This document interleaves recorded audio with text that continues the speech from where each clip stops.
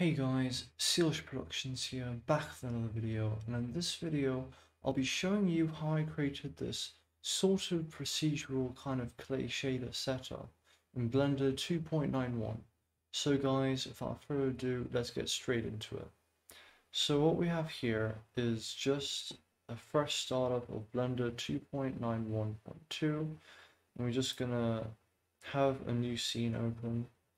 And we don't need to obliterate the cube just yet. What we can do is press Ctrl 4 on the keypad, and this adds a subdivision surface modifier with 4 subdivision levels. So with that, we can click on Shade Smooth and add in some area lights. So I'm just gonna rotate these lights here, scale that up, see how that looks. We just want to delete these default lights in the scene, bring that up a little bit, 7 on the numpad, yep. Just trying to go for some kind of 3-point lighting setup here. Something like that would be good. I'll just go into the world space tab here and change this all the way to black, and then just do Ctrl-0 and go into the camera settings, just bring this up a little bit, just so that we know what we're doing. So now we can click on the object here and we can slide this, and we want the shader editor. So now this starts off with a image texture, basically an image texture of some kind of fingerprints or smudges, something like that, because that's what you'll usually find on any kind of clay texture. In fact, if I show you here, you can see this is clay here, right here. You can kind of see the fingerprints on the clay, and that's because it's because the animator, the stop motion animator, is usually animating the clay for every single frame. So you're going to notice the fingerprints quite a lot. So that's what we're going to add first. So texture, image texture, open. Just going to scroll to, what do we have here? Let's try this.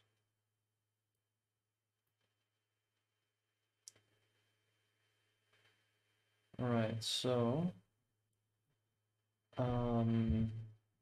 what we want to do is just have a bit more control over how this looks on the object. So I'm just going to add a vector math node, set this to scale, and you can see we're getting some weird warping effect because we're using the object coordinates. So we're just going to set this to box, and we're going to set the blend to 0.45, would be fine. It's just evens out the seams, makes it look a little bit better. So that's good.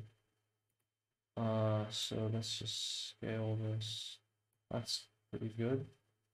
So now that we've done that, let's test this with the bump node and put it into the bump socket here. Okay, and if it's the wrong way, which it is, just invert it like that. Let's just bring down the strength here.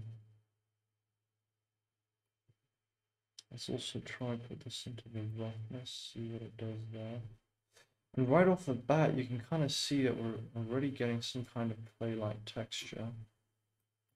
I think right now what I need to do is just quickly put a color ramp in here and just mess with the levels here.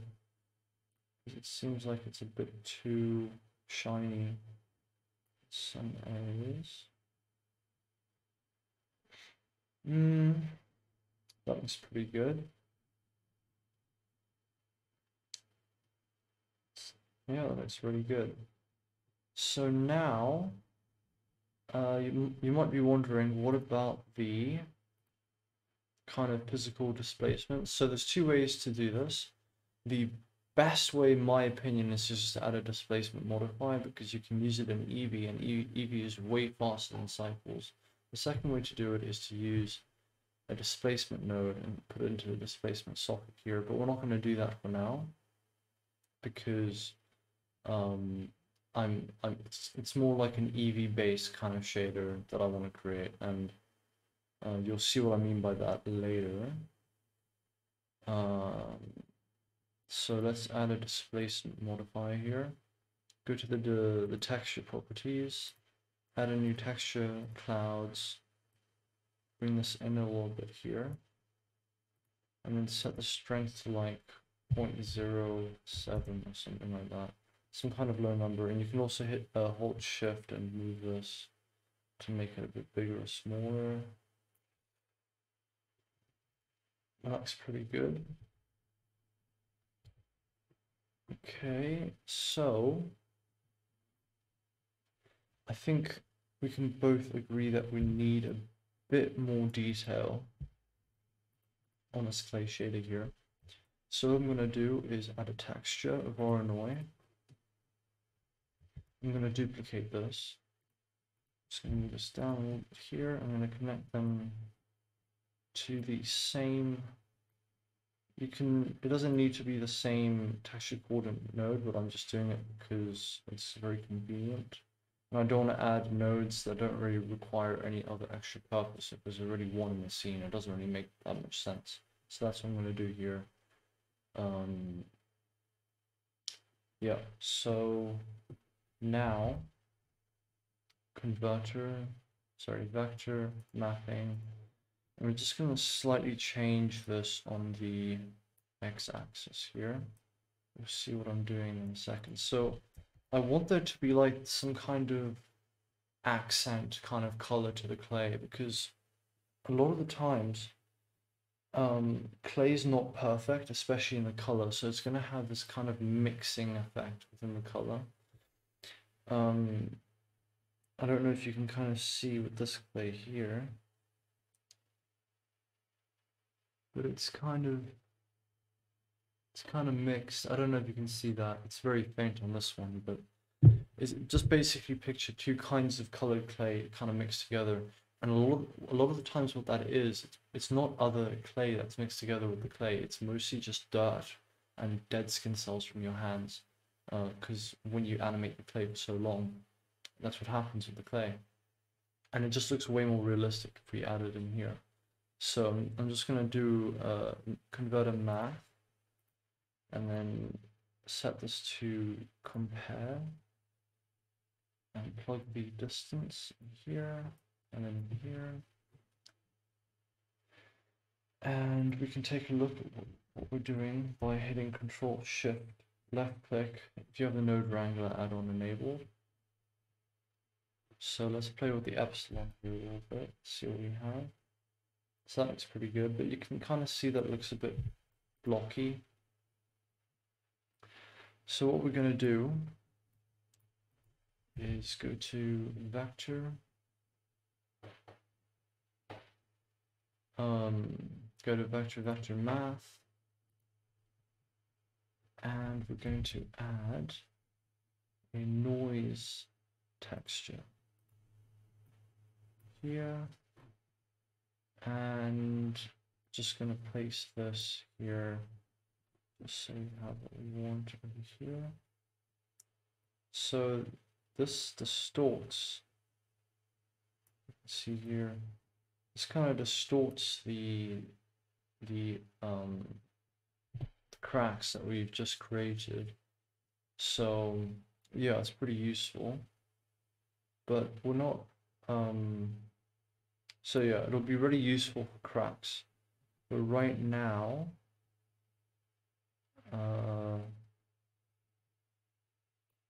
yeah, it'll be really useful for cracks. So let's first create these cracks quickly. So we can add a multiply path node and then get a muskrat texture and plug this in here. And you can see that it's kind of masking out a few things here.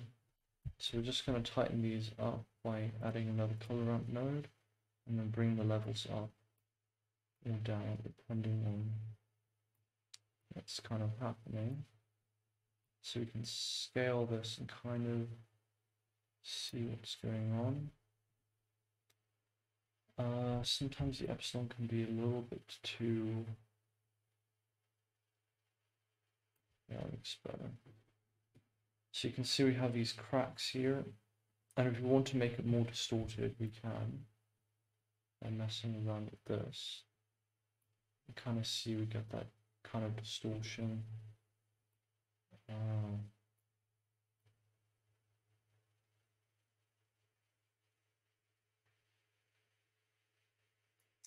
Yeah. So these are the cracks here. So what we can do is with the bump node, we can add another math node here, sets to add, and basically just add in our cracks. So if we see what we have here.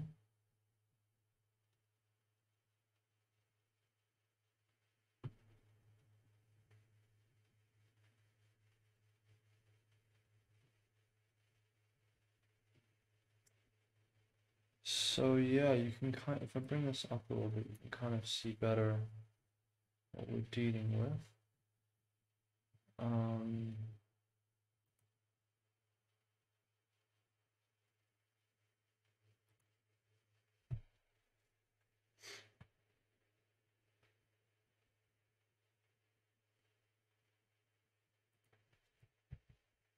So if I were to mute this, unmute it.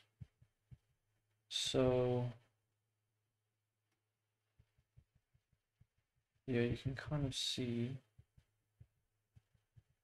that we are adding a little bit more detail. These small little cracks here everywhere, and it kind of just adds a little bit more emphasis on the realism of the clay shader. So that's what we're going to do there.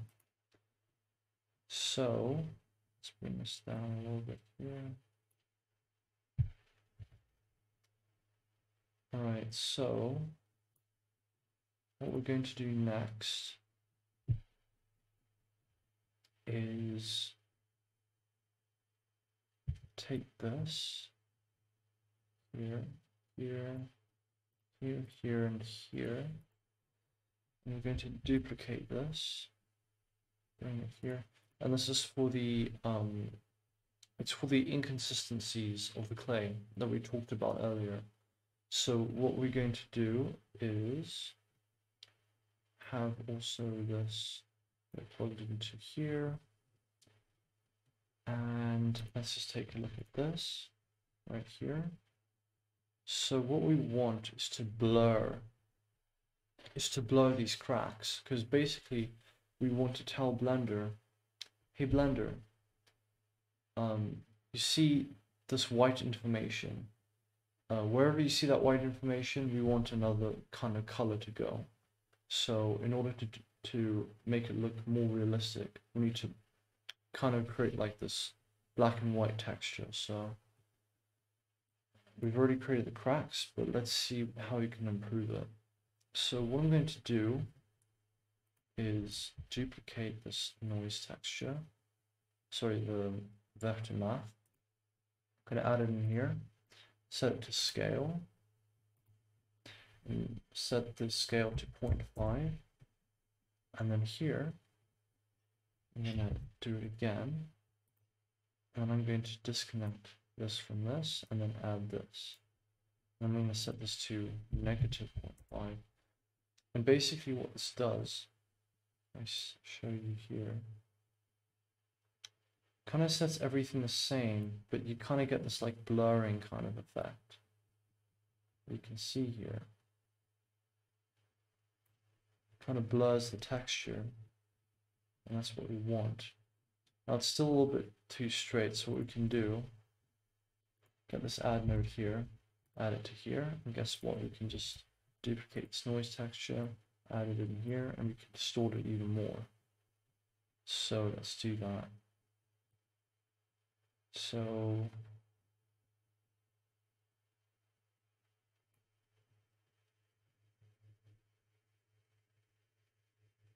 that looks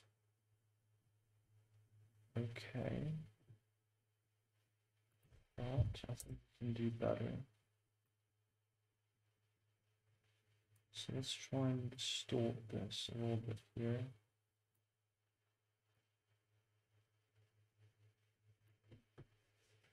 So that looks pretty good. I'd say that looks okay. You just want to get like some kind of organic kind of thing going on here.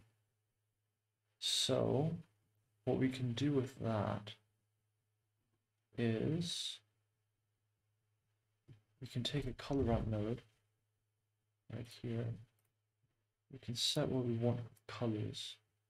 I'm just going to do a blue kind of thing going on here. So you can see that we set this to kind of like a darker kind of thing here. See that it brings a bit of realism out into the clay here. So I'm just going to connect this to the base color and plug this in here.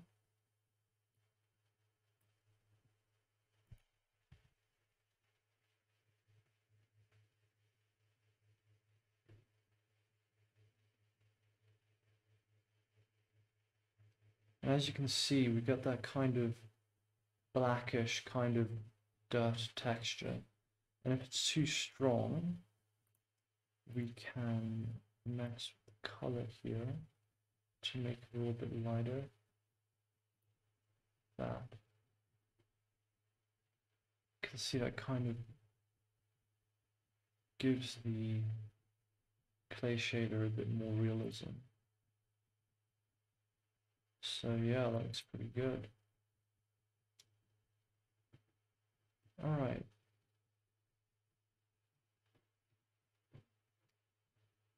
So, you may be wondering right now,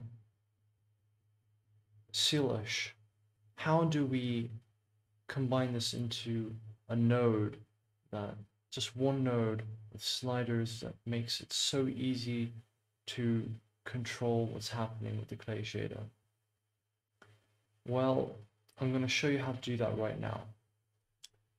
So, first we need to understand what should we control in this.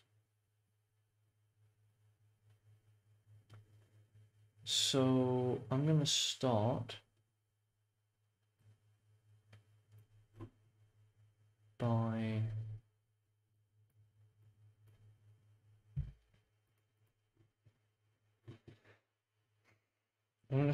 selecting, first of all, deselecting everything, and then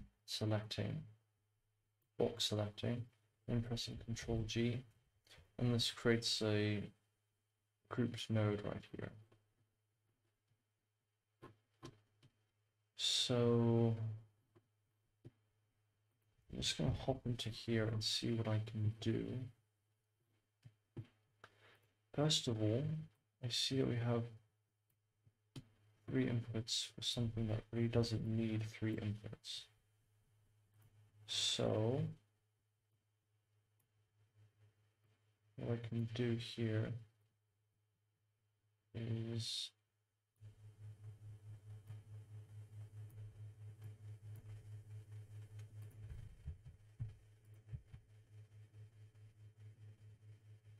Sometimes it gets a bit slow. Okay.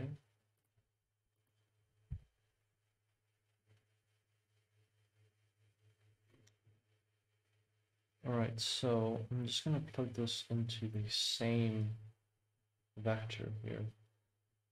And if you're noticing a little bit of slowness, you can press Control Space to maximize the viewing area here. But you shouldn't get too many problems. So I'm just going to plug this into the same area here.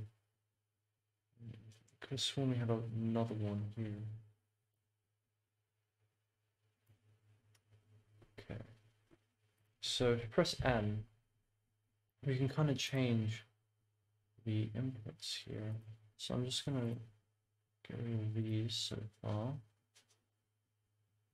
And I'm just going to rename this so it's clear. I'm just going to hop out here and quickly see if the shader still works quite well still. Alright, it's working fine.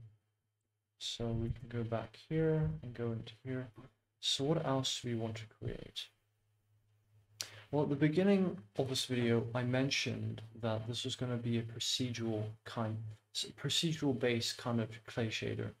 And what that basically means is that you can kind of control certain parameters of the shader to your own liking. So that's what we should probably do now, is control some parameters of the clay shader. So I think a good one to control, let's start with the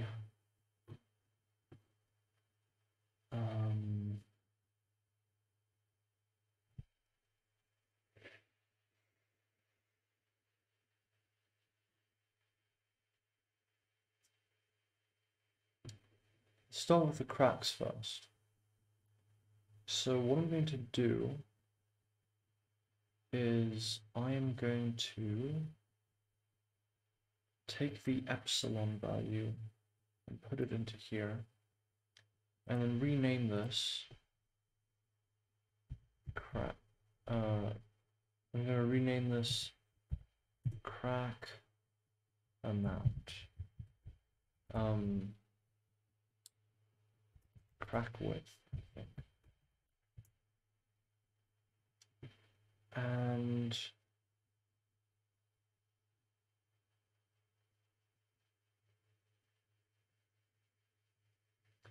here with the Musgrave texture,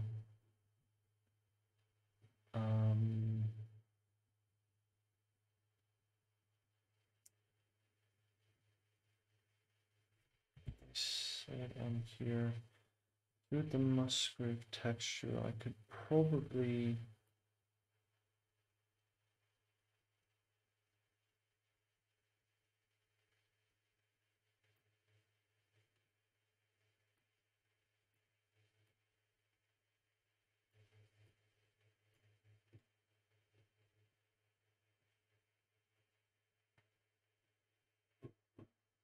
yeah, I think that's okay. What we can also do is take the strength and plug it in here as well. So this can be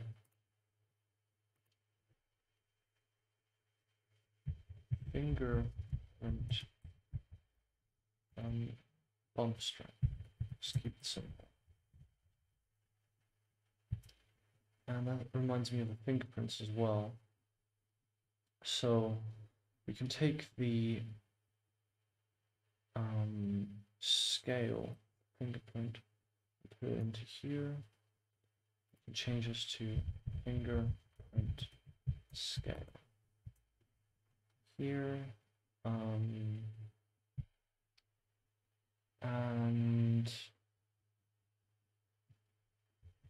we can add in a math node, and this can be messing around with the roughness of the clay shader. So roughness right here. What else? nice. So moving on to the kind of smudginess of the clay here, what we can do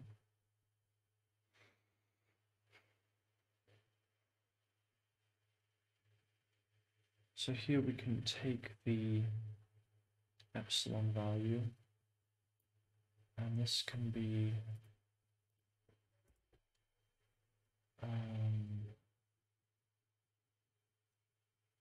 dirt amount, because it's basically the dirt inside the clay, like I explained before.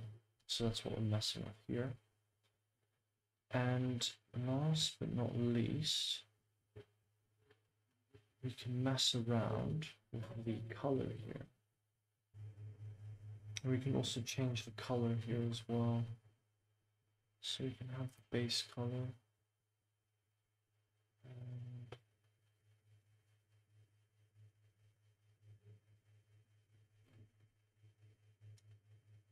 yeah.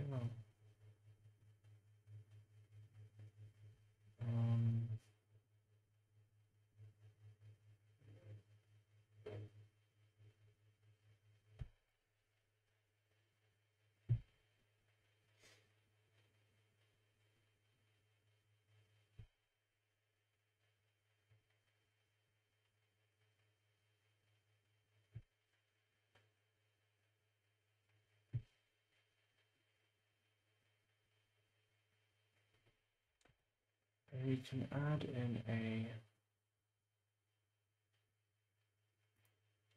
mix RGB here. We can set this to be the other color.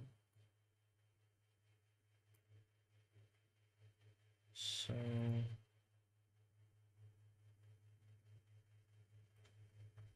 this can be the factor actually.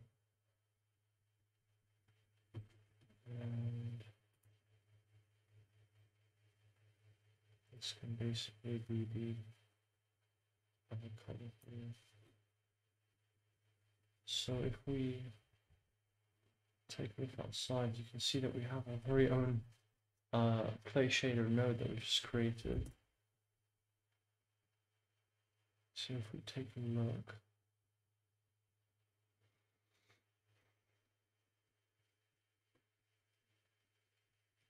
alright, so let's say we want to change the color, we can. Let's change it to blue, change the roughness. Oh, this might be, she got it mixed the other way around here.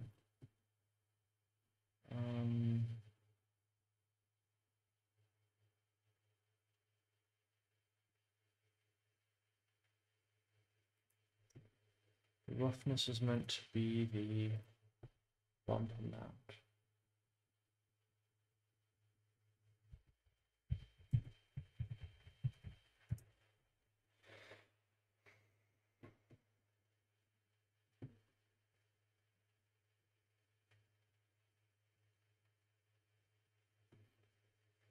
And here it says value, that's meant to be the roughness.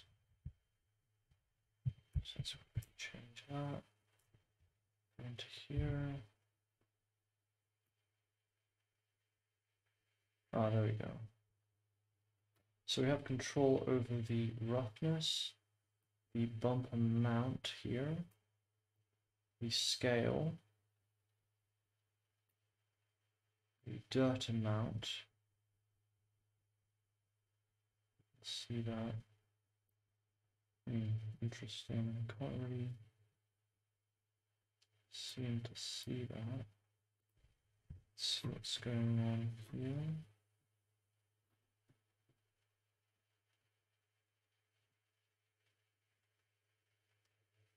Epsilon.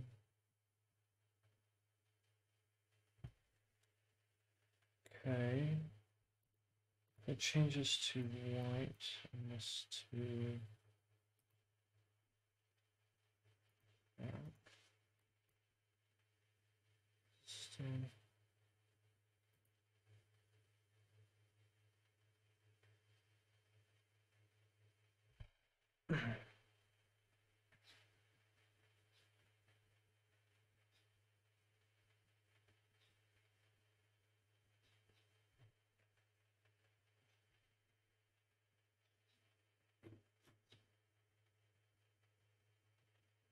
Anyways, I'm not really gonna... Oh, there we go. Just had to... Alright, yeah, it does work. So you can kind of see what I mean with the mixing of the clay here. So if I turn this up a little bit, you can kind of get rid of that.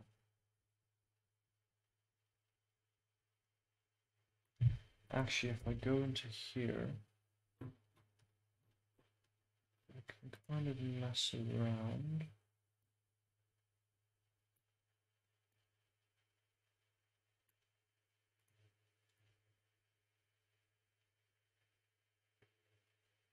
This. So that kind of gives it a bit more of an organic kind of thing going for it. So let's just make this kind of minimal here. Mess with the scale once again.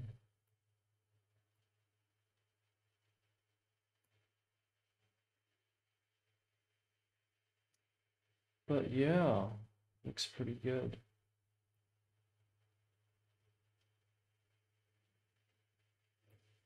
I'm just gonna quickly go ahead and have this as an output as well. This second color here. This can be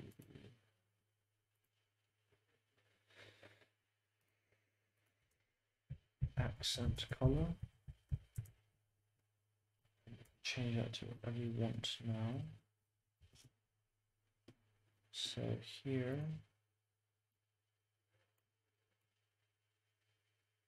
let's make it some kind of bluish kind of color. You can see we have control of that.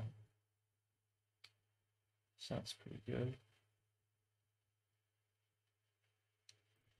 And let's say we want control over the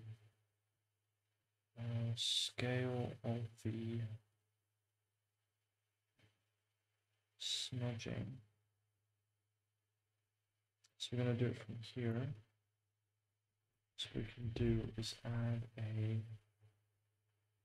vector math. Set this to scale. And then also add it to here.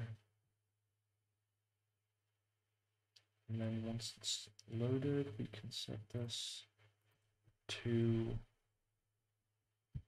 accent scale or dot scale.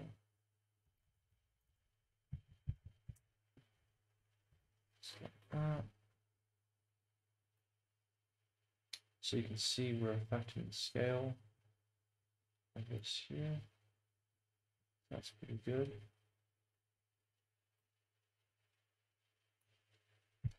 And that about wraps it up.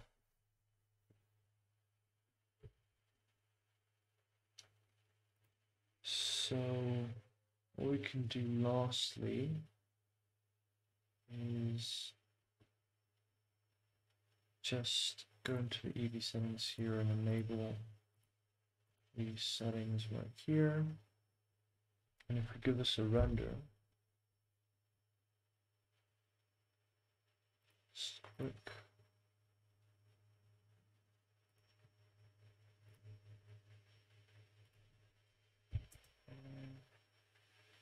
Give this a render here. And just